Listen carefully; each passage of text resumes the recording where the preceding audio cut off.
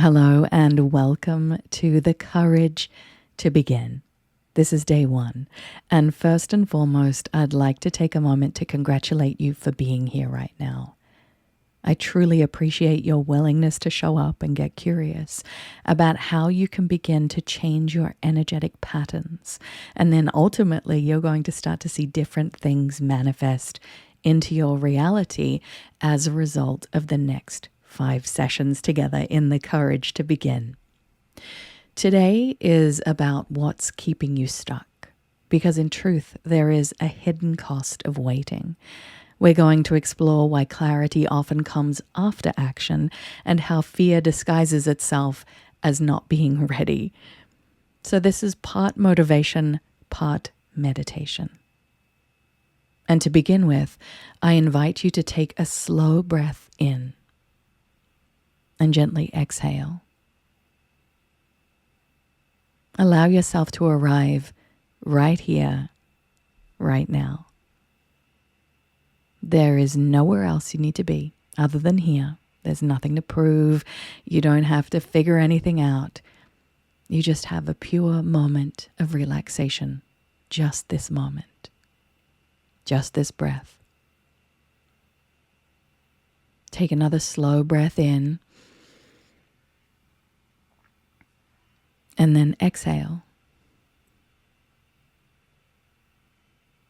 So today, I want to talk about something that affects almost everyone who is standing at that beautiful edge of a new chapter.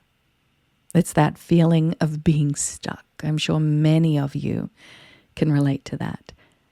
Because most people believe they're stuck because they just don't know what to do. They tell themselves that they need more clarity or more certainty or more information or more confidence. And then they'll begin. It's always the and then they will begin. But what if that's actually not true? I've been thinking a lot about this lately, hence the creation of this audio experience, The Courage to Begin. What if the thing keeping you stuck isn't a lack of clarity? What if it's fear disguised as preparation? Think about that for a moment. What if it's fear disguised as preparation? And the way that you can begin to try this concept on is ask yourself, how many times have you told yourself, I just need a little more time, or I just need to think about it, or I need to be sure. I need a better plan. I need more confidence. I need something to feel ready to begin. And on the surface, those thoughts sound reasonable, don't they? I mean, responsible even. I've done this many times myself. But sometimes they hide. Sometimes they become a hiding place. It's a way of postponing the very thing we already know we need to do. Because if we're honest, many of the biggest decisions in life don't arrive with certainty. They just don't. They arrive with a quiet knowing, a feeling that lands in your gut, in your heart, in the ways in which your body responds intuitively. It's a truth we can sense long before we can explain it. It's that new relationship when you know that you're on the right track. It's a career change. It's the move to a new country or a new state. It's the business that starts feeling and fueling that inspiration. It's that creative project. It's the difficult conversation that you know that you have to have. And it's that next chapter moment. Often our heart knows before our mind catches up. You can feel it. It's so visceral in our bodies. But instead of trusting that knowing, we wait. It's the strangest thing as humans. We wait for permission, or we wait for certainty, or we wait for more signs. We look at the clock and see 11:11 and we go, that's my sign that I'm supposed to start soon. Or we wait for that perfect moment. And while we are waiting, life keeps moving. The dream, it just kind of stays on the sidelines of your own life. It stays on the shelf. The ideas remain unwritten. The opportunities pass by, and not because we're incapable. Far from it, actually. It's because we're waiting to feel ready. So take another breath. And I want you to consider something. What if clarity doesn't come before action? What if clarity comes because of action? There's a really subtle distinction there. Thinking about things like learning to drive, for instance, or starting a business, or writing a book, or falling in love, no amount of thinking could ever give you the clarity that experience eventually provides. This is super logical, but it's also very well paired with your intuitive faculties. You know when it's time to start something new. And sometimes the next step reveals itself only after we take the first one, not before. And it's all in perfect divine timing.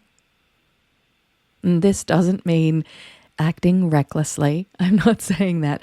But it does mean recognizing when you're gathering enough information and you are simply circling the same decision over and over again.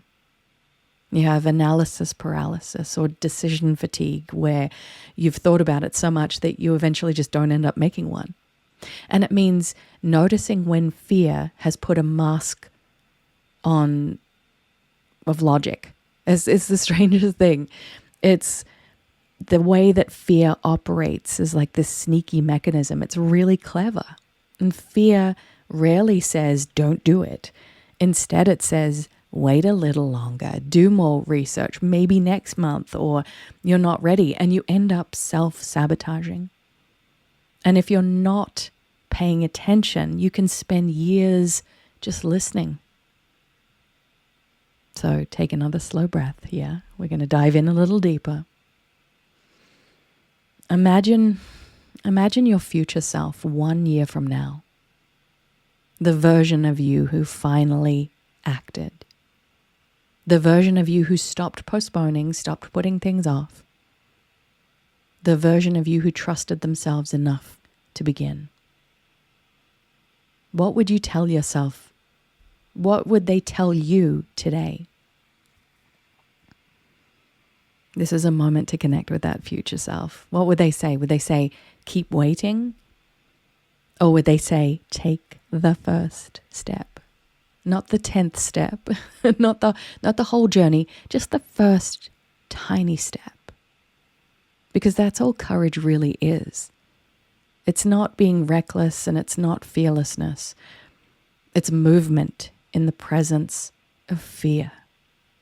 It's movement in the presence of fear.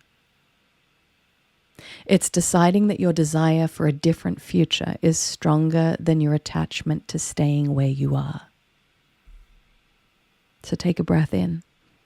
Feel that possibility. Feel the life that exists on the other side of beginning. And as we close today's session, I want to leave you with another question. And this isn't a question for your mind, it's a question for your heart. So here it is. What decision have I already made in my heart that I haven't acted on? What decision have I already made in my heart that I haven't already acted on? Sit with that for a moment. Write about it. And if I ask for one thing, it's to be honest with yourself, not to spiritually bypass or to think that this is too complicated, but to truly ask yourself, what decision have I already made in my heart that I haven't acted on? Because your next chapter may not require more certainty. It may simply require the courage to trust what you already know. So take one final breath in, and then one exhale. And remember that the opposite of stuckness isn't certainty. The opposite of stuckness is movement. And feel free to listen to day 1 over and over again until it sinks in.